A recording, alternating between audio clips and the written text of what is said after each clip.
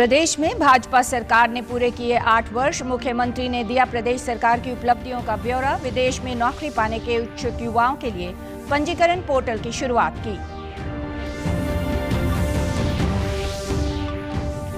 आदमपुर उपचुनाव के लिए राजनीतिक पार्टियों का चुनाव प्रचार जोर शोर से जारी। सभी प्रत्याशियों ने किया अपनी अपनी जीत का दावा।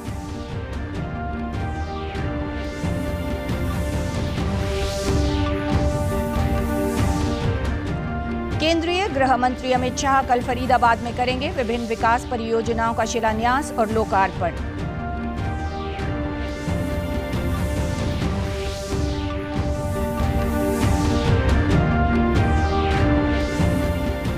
और देश भर में मनाया गया गोवर्धन पूजा का त्योहार। मुख्यमंत्री मनोहर लाल ने दी प्रदेशवासियों को शुभकामनाएं। नमस्कार, मैं शमी नागपाल। अब समाचार विस्तार से। प्रदेश में भारतीय जनता पार्टी की सरकार ने 8 वर्ष पूरे कर लिए हैं। इस अवसर पर मुख्यमंत्री मनोहर लाल ने पत्रकार वार्ता को संबोधित किया और इन 8 वर्षों में वर्तमान सरकार के कामकाज और उपलब्धियों का विवरण दिया। मुख्यमंत्री ने कहा कि पिछले 8 वर्षों में हमने एकजुट होकर कई महत्वपूर्ण उपलब्धियां हासिल की हैं। उन्होंने कहा कि वर्तमान सरकार ने 3C यानी करप्शन, कास्ट और क्राइम पर प्रहार किया और जन कल्याणकारी योजनाओं को आगे बढ़ाया। कुछ जो चीजें ऐसी हैं जो जनता में बुराई के नाते देखी जाती हैं, उनको प्रहार किया और जनहित में जो अच्छी बातें करनी हैं उसको हमने आगे भी बढ़ाया। अगर मैं ये कहूं कि हमने प्रहार किया, 3C पर प्रहार किया, करप्शन, कास्ट और क्राइम, 3 चीजों पर हमने प्रहार किया है और लगातार चल रहा है, क्योंकि विषय ऐसे हैं कि जो एक दिन में समाप्त नहीं हो सकते। चाहे वो क्राइम हो, चाहे वो करप्शन हो, चाहे वो कास्ट ओरिएंटेड सारा जो सिस्टम बना होता है वो हो। मुख्यमंत्री ने बताया कि विदेश में नौकरी पाने के इच्छुक युवाओं के लिए आज से हरियाणा ओवरसीज प्लेसमेंट सेल के पंजीकरण पोर्टल की भी शुरुआत की गई है।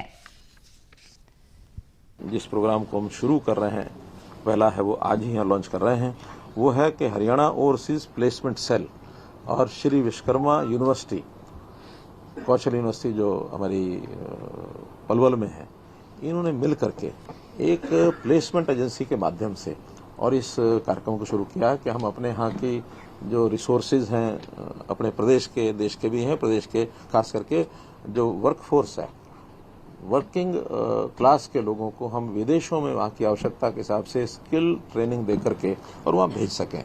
इसके लिए अभी पीछे दुबई हम गए थे, तो दुबई में 12-13 कंपनियां ऐसी थी कि जिन्होंने कहा कि हाँ, वहाँ से बहुत से स्किल्स के जो लोग हैं उनको हम यहाँ ला सकते हैं, चाहे वो होटल इंडस्ट्री है, सर्विस क्लास है, ट्रैवल एजेंसीज हैं, हाउसकीपिंग है, इलेक्ट्रीशियन है, प्लम्बर हैं, मशीन है, इस प्रकार के लोगों की आवश्यकता बहुत है। ऐसा लगभग 1 लाख लोग जो हैं हर साल यहाँ से वो लोग उन देशों, उन प्रदेशों में बुलवाते हैं। हमने भी इसको प्रारंभ किया है कि हम अपने यहाँ हरियाणा से ऐसी योजना बनाएं, तो स्किल यूनिवर्सिटी ट्रेनिंग देगी, फॉरेन कोऑपरेशन डिपार्टमेंट और हमारा ये जो हरियाणा ओवरसीज प्लेसमेंट सेल है, ये बहुत पहले से सेल बना हुआ है लेकिन डिफंक्ट था, उसको हमने दोबारा से उसको एक्टिव किया है। ये सब लोग यहाँ से कैसे ज़्यादा जा सकें, क्योंकि इससे पहले जो भी ऐसे लोग जाते थे, बहुत ही वो फंस जाते थे चक्रों में, जिसको कबूतरबाजी कहते हैं। बहुत बड़ा पैसा देते थे, उनको पता ही नहीं होता था किस देश में जाएंगे और क्या उनको काम करना पड़ेगा, बस पैसे के लालच में उनको भेज देते थे। प्राइवेट एजेंट्स बहुत इनको एक्सप्लॉइट करते थे। 3 नवंबर को होने वाले आदमपुर उपचुनाव के लिए राजनीतिक पार्टियों का चुनाव प्रचार जोर शोर से जारी है और सभी प्रत्याशी अपनी अपनी जीत का दावा कर रहे हैं। शिक्षा मंत्री कंवरपाल गुर्जर ने आज एक पत्रकार वार्ता में कहा कि प्रदेश सरकार ने शिक्षा में सुधार के ऐतिहासिक कार्य किए हैं और जल्द ही विभिन्न श्रेणियों के अध्यापकों की भर्ती की जाएगी। उन्होंने कहा कि आदमपुर उपचुनाव में भाजपा जजपा प्रत्याशी भव्य बिश्नोई को भारी बहुमत से जीत हासिल होगी। उन्होंने कहा कि आदमपुर विधानसभा क्षेत्र में वर्तमान सरकार द्वारा 600 करोड़ से अधिक के विकास कार्य करवाए गए हैं और अनेक कार्य प्रगति पर हैं। उनका चुनाव जो भारतीय जनता पार्टी है बहुत बड़े मार्जिन से जीतने वाली है, क्योंकि उसका मुख्य कारण एक ही है कि भारतीय जनता पार्टी ने जो तेरे मेरे की राजनीति हरियाणा में थी उसको समाप्त करने का काम किया। वैभव बिश्नोई जी यहाँ से चुनाव लड़ रहे, तो इसके ही विश्वास पर, इसके ही दमखम पे मैं दावे के साथ कहता हूँ कि ये सीट हम भारी बहुमत से जीतेंगे। पूर्व मुख्यमंत्री और कांग्रेस के वरिष्ठ नेता भूपेंद्र सिंह हुड्डा ने कहा कि जनसंपर्क अभियान के दौरान कांग्रेस प्रत्याशियों को भरपूर समर्थन मिल रहा है और आदमपुर की जनता इस बार भी कांग्रेस पार्टी के ही प्रत्याशी को विजयी बनाएगी। जो आज माहौल देखा उसके आधार पर मैं कह सकता हूं कि कांग्रेस पार्टी का उम्मीदवार जीत की ओर अग्रसर है और जीत कांग्रेस पार्टी की होगी। पंजाब के मुख्यमंत्री भगवंत मान ने आम आदमी पार्टी के प्रत्याशी के समर्थन में विभिन्न गांव में रोड शो किया। उन्होंने आप पार्टी के प्रत्याशी की जीत की उम्मीद जताई।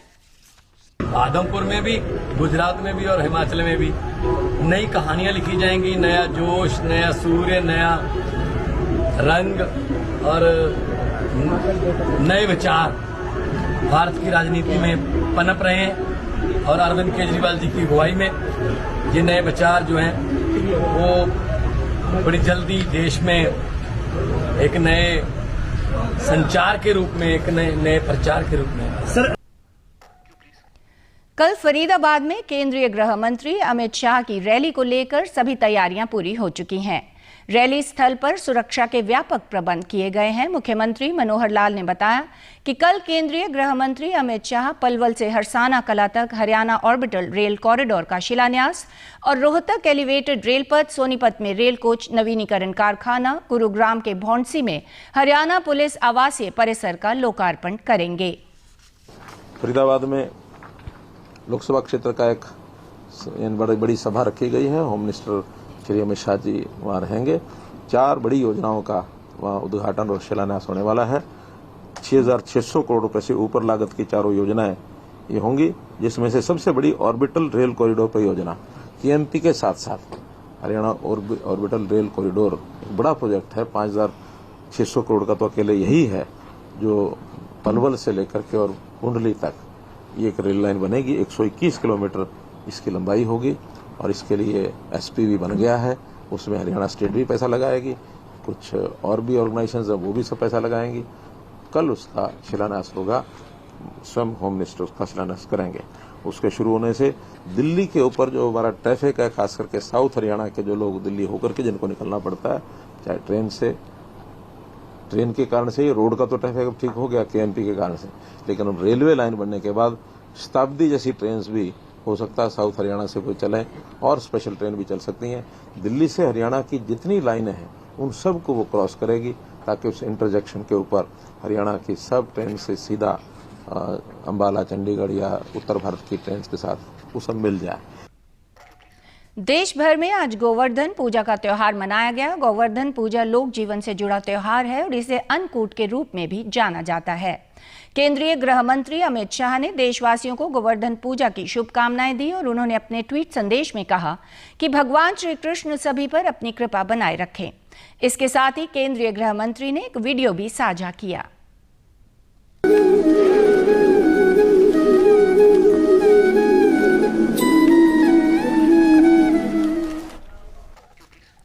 प्रदेश भर में भी आज गोवर्धन पर्व मनाया गया। मुख्यमंत्री मनोहर लाल ने भी इस पर्व पर लोगों को शुभकामनाएं दी हैं। उन्होंने अपने ट्वीट संदेश में लिखा कि गोवर्धन पूजा के पावन पर्व की समस्त देशवासियों को बहुत बहुत शुभकामनाएं। भगवान श्री कृष्ण की कृपा आप सभी पर सदैव बनी रहे, मैं ऐसी प्रार्थना करता हूं। पलवल में गोवर्धन पर्व पर कार्यक्रम का आयोजन किया गया और श्रद्धालुओं को अन्नकूट का प्रसाद वितरित किया गया। कार्यक्रम के संयोजक ने बताया कि इस पर्व पर भगवान श्री कृष्ण को विभिन्न प्रकार के पकवानों का भोग लगाया जाता है और लोग अपने घरों में गाय के गोबर से गोवर्धन बनाकर पूजा करते हैं। कहा जाता है वो इंद्र देवता के अहंकार को चकनाचूर करके भगवान कृष्ण ने गोवर्धन पर्वत को नक्के धारण किया था और उसी अहंकार का जब नाश हुआ तो लोगों में एक उत्साह, भक्तों में एक खुशी की उमंग दौड़ी और उसी के उपलक्ष्य में ये अन्नकूट का कार्यक्रम जब से मना चला आ रहा है और भक्त लोग भगवान कृष्ण की जयकार करते हुए गोवर्धन पर्वत की पूजा करते हैं और अहंकार का नाश होता है। ये सभी अपने बच्चों को संस्कार के रूप में देते हैं। स्थानीय निवासियों ने कहा कि प्राचीन समय से अन्नकूट प्रसाद का वितरण करने की परंपरा चली आ रही है। इसके माध्यम से हम युवाओं को भारतीय सभ्यता और संस्कृति के बारे में अवगत करवाते हैं। क्योंकि आज के दिन जब इंद्र देवता के प्रकोप से बचाने के लिए भगवान कृष्ण ने वो कन्या की मुंडी पे अपने सब ग्वाल बालों के साथ गोवर्धन पर्वत को उठाया था, तो सब लोगों ने फिर खुशियाँ मनाई थी कि भाई अहंकार की हार हुई है और धर्म की जीत हुई है। देखिए, आज गोवर्धन का पर्व है और इस पर्व पर अन्नकूट के प्रसाद को जो ग्रहण करने का एक अलग भी महत्व है, ये शुभ माना जाता है। आज जगह जगह लोगों द्वारा भंडारे आयोजित किए गए हैं, लोग अन्नकूट का प्रसाद बांट रहे हैं। इसमें बाजरे की खिचड़ी और कढ़ी बनाई जाती है। अन्नकूट का एक बड़ा महत्व है, यहाँ पुरानी वो है, पुराने दिनों से ये चला आ रहा है और अन्नकूट हमने भी यहाँ ग्रहण किया है, तो इसमें बड़ा स्वाद होता है। कढ़ी और बाजरे का प्रसाद बनाया जाता है। कुरुक्षेत्र के ब्रह्म सरोवर में सूर्य ग्रहण मेले के सफल आयोजन पर मुख्यमंत्री मनोहर लाल ने मेले की व्यवस्था में जुटे सभी अधिकारियों, कर्मचारियों और जिला प्रशासन को बधाई दी है। मुख्यमंत्री मनोहर लाल ने कहा कि इस तरह के आयोजनों को सफलतापूर्वक पूरा करना चुनौतीपूर्ण कार्य होता है, लेकिन सरकार ने इसे बेहतर तरीके से पूरा किया है। उन्होंने कहा कि इस ऐतिहासिक खगोलीय घटना के समय पवित्र ब्रह्म सरोवर में लाखों श्रद्धालुओं ने स्नान किया और लाखों लोगों ने कुरुक्षेत्र दर्शन मोबाइल ऐप पर इस घटना को देखा। मुख्यमंत्री ने बताया कि मेले में लोगों की सुविधा के लिए बेहतर इंतजाम किए गए थे और मोबाइल ऐप पर सूर्य ग्रहण मेले से संबंधित तमाम अहम जानकारियां अपलोड की गई थी।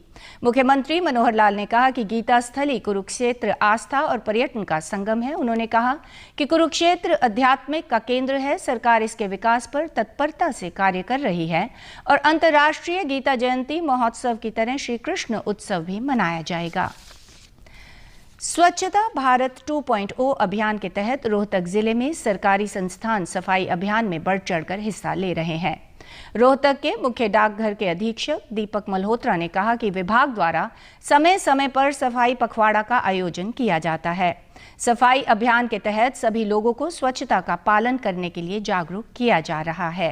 किए जाते हैं। अभी रिसेंटली हमारे विभाग ने 2 अक्टूबर तक एक स्वच्छता पखवाड़े का आयोजन किया था, जिसमें हमने जो हमारी जो कॉलोनी का एरिया है, पोस्ट ऑफिस की बिल्डिंग है, हमारा ऊपर टेरिस वगैरह है उसकी, और काउंटर्स एरिया है हमारा ऑपरेशनल वाला जितना भी है पब्लिक का, पोस्टमैन स्टाफ का, उसके बारे में हमने एक विशेष सफाई अभियान चलाया था, जिसे हमने 2 अक्टूबर को पूरा किया है। उसमें जो हमारा कुछ रिकॉर्ड को वीड आउट करने से संबंधित है, हमारा जो फर्नीचर वगैरह है, अनसर्विसेबल आइटम्स है, उनको भी हमने वीड आउट किया है। और अभी जो भारत सरकार द्वारा रिसेंटली कल सफाई अभियान का आयोजन किया गया है, उसमें भी हमारा विभाग है वो बढ़ चढ़ कर भाग ले रहा है। और आप देखेंगे कि ऑफिस के अंदर कहीं भी आपको गंदगी या कुछ एरिया नहीं, ऐसा नहीं दिखाई देगा जहाँ पर आपको कुछ ऐसा महसूस हो कि ऑफिस स्वच्छ नहीं है और इसके बारे में ध्यान नहीं रखा जा रहा। चारों तरफ ऑफिस के सफाई करवाई गई है।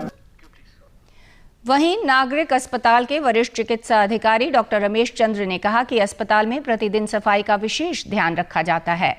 अस्पताल में आने जाने वाले मरीजों को भी स्वच्छता के लिए प्रेरित किया जा रहा है। उन्होंने आम जन से अपील करते हुए कहा कि वे अपने आसपास सफाई व्यवस्था का ध्यान रखें। अंदर ये चीज़ें पहले से प्रैक्टिस में ली जा रही हैं और हॉस्पिटल में मेन जो जितने भी आने वाले जितने भी हमारे बाहर से मरीज आते हैं, तो अगर आप लोगों ने देखा हो कि बाहर हमने जो है ना ग्रीन और जो है ब्लू करके डस्टबिन भी लगा रखे हैं।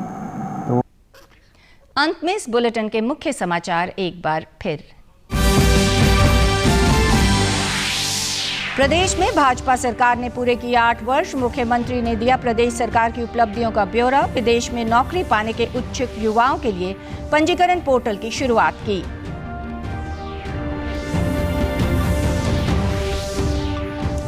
आदमपुर उपचुनाव के लिए राजनीतिक पार्टियों का चुनाव प्रचार जोर शोर से जारी। सभी प्रत्याशियों ने किया अपनी अपनी जीत का दावा।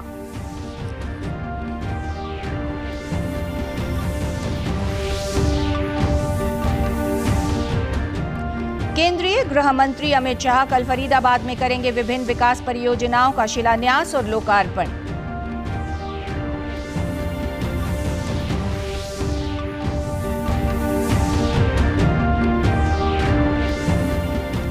और देश भर में मनाया गया गोवर्धन पूजा का त्योहार। मुख्यमंत्री मनोहर लाल ने दी प्रदेशवासियों को शुभकामनाएं।